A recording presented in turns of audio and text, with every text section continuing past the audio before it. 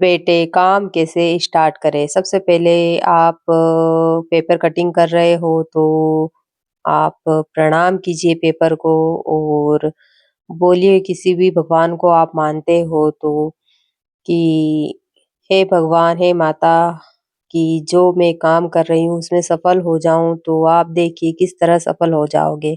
बस फिर आप देखिए क्या होता है चमत्कार। तो बस हेलो एवरीवन, राधे राधे। आशा करती हूँ आप स्वस्थ होंगे, मस्त होंगे, अपने अपने कामों में व्यस्त होंगे। तो घर बैठे काम कैसे स्टार्ट करें? तो घर बैठे काम स्टार्ट करने के लिए आपके मन में कुछ करने का उत्साह होना चाहिए।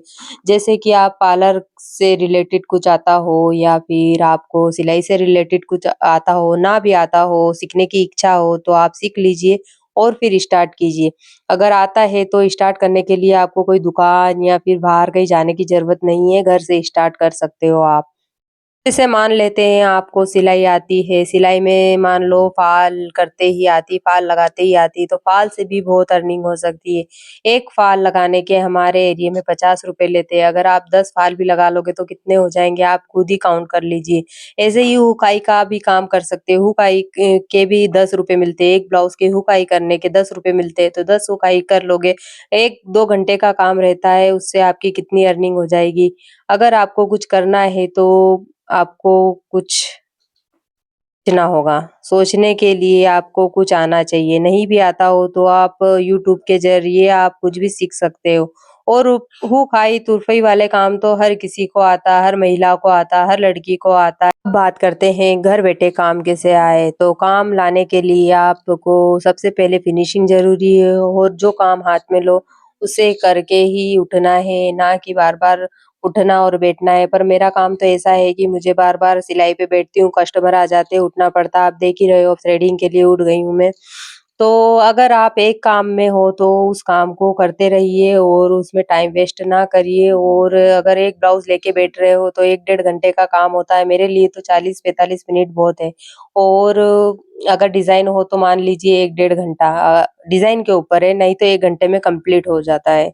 तो आप काम के ऊपर मत सोचिए कि काम कहाँ से आएगा, कैसे आएगा और कब आएगा।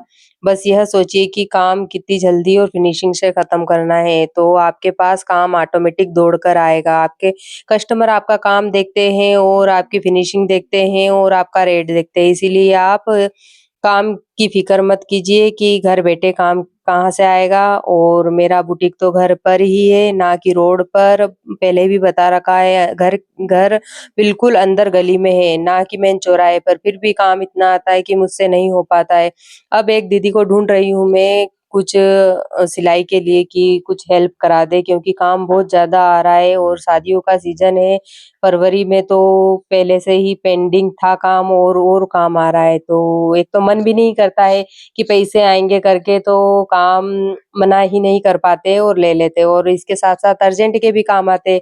मेन सिलाई करते हैं तो फिर अर्जेंट के पैसे ज़्यादा आ जाते हैं क्योंकि 1 दिन 1 डेढ़ घंटे में या 1 दिन में सिलना रहता है तो कस्टमर बोल देते हैं कि आप अर्जेंट के पैसे डबल ले लेना या ज़्यादा ले लेना तो फिर हम कर देते हैं।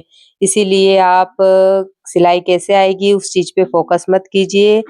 काम पे फ़ोकस कीजिए कि काम टाइम पे करना है और फिनिशिंग से करना है और नहीं आता हो तो आपको सीखना है। इसमें आप घर बैठे मेहंदी का भी काम कर सकते हैं, मेहंदी बनाना, स्टार्टिंग में अरेबिक या फ्लोरल एलिमेंट सीख के मेहंदी बना सकते हो, तो उसका भी बहुत क्योंकि हर किसी का सिलाई में इंटरेस्ट नहीं होता है, किसी का पार्लर में, किसी का मेहंदी में।